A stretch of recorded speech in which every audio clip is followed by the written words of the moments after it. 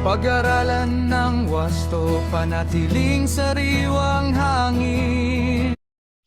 Paano ba mag-complete ng step 1 dito sa hazardous waste management system sa pag-register as hazardous waste generator? Bago natin i-discuss yan, bago natin i-simulate, if hindi ka pa nakakapag-subscribe or join dito sa channel na ito, please subscribe or join in our channel para makatulong tayo sa nangangailangan ng mga ganitong assistance. Thank you very much. At paano ba i-complete ang step 1 dito sa hazardous waste management system? Step 1, ito po ay basic information lamang.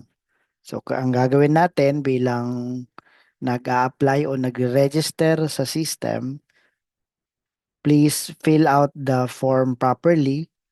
Make sure that all the information inputted in this form are accurate and true. So ano yung mga information, basic information sa pag-register as a hazardous waste generator?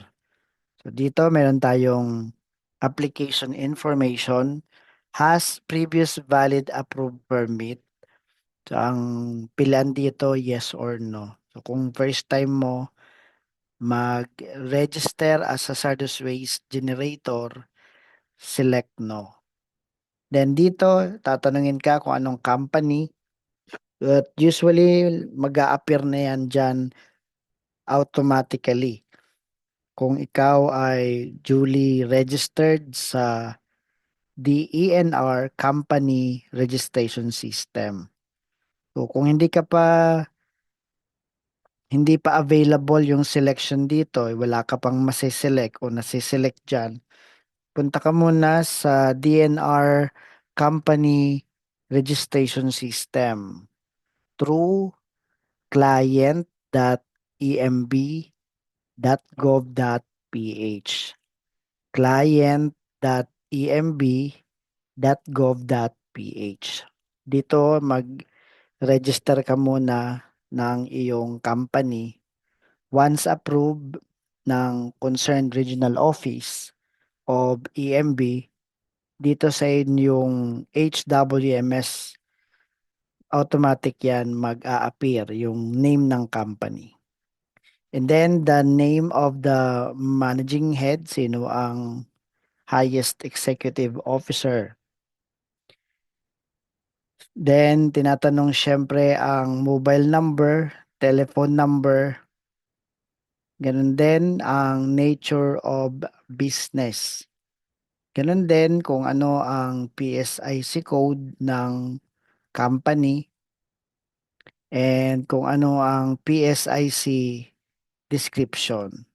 Ngayon, kung meron kang BIR 2303, masasagot mo agad yung PSIC number kasi nakasulat na yan sa iyong BIR 2303, Certificate of Business Registration. Kung hindi mo, kung wala kang PSIC, I mean wala kang BIR 2303, pwede mong gamitin ang DAO 2016-08. Ano itong -2016-08?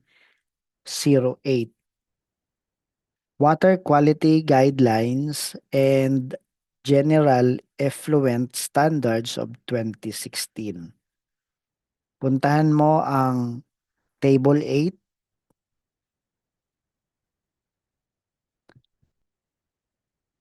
So, dito sa Table 8, significant effluent quality parameters per sector. So, on the second column, industry category, nandyan yung sector, and then sa kaliwa, yung PSIC code or PSIC number. So, halimbawa, animal production, meron ka ditong 014. Yun ang hinihingi dito sa PSIC number.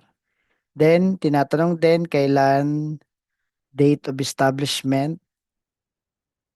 So, you can refer to your DTI or SEC registration. Yan yung date of establishment. The number of employees. Then next is the name of the PCO. Anong pangalan ng PCO? Yung kanyang number, telephone number kung meron, at yung kanyang email address.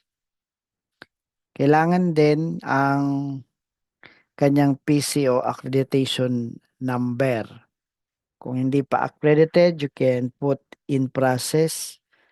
At dito naman, ilagay mo yung date of accreditation. Kung hindi pa accredited, date kung kailan nag-submit ng application. Okay?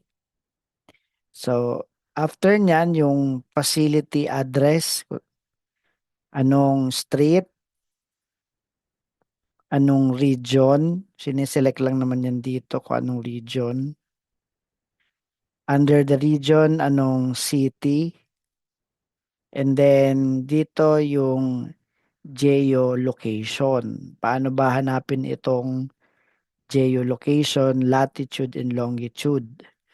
Pwede mong gamitin ang Google Map. Halimbawa, meron tayong Google Map.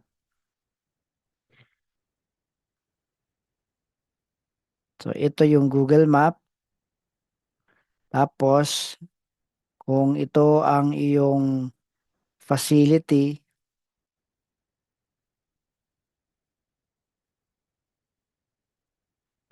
halimbawa ito yung facility mo, right-click lang gamit ang mouse. Ayan, ito na yung latitude and longitude. Ang latitude yung 13.9, yung longitude yung 121.13. So, click mo lang yan gamit ang iyong mouse. And balik ka sa iyong HWMS, ilagay mo dito ang latitude, ang longitude.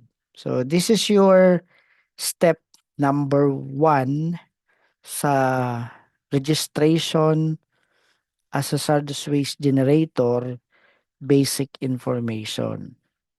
At madali lang naman, basic lang naman, company profile. Kaya madali mo naman yung masasagutan. At sa step number 5, may mga i-upload na requirements kung ano ang related sa steps 1, 2, 3, 4 na kailangan i-upload sa step 5, i-upload mo lang. So for now, dyan tayo nagtatapos on how to complete step 1, basic information in the hazardous waste management system for our registration as a hazardous waste generator. So kung may tanong ka, just type it below and we are very lucky or happy to answer the question.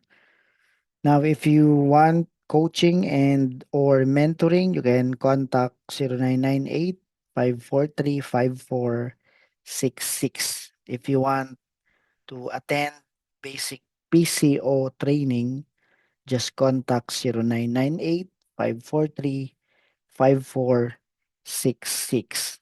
At sabi dito, before we end, sa DAO 2014-02, ano po ito? Revised Guidelines for PCO Accreditation, Section 10 of this department order. Ano ang mababasa natin doon sa Section 10? Especially item number 3.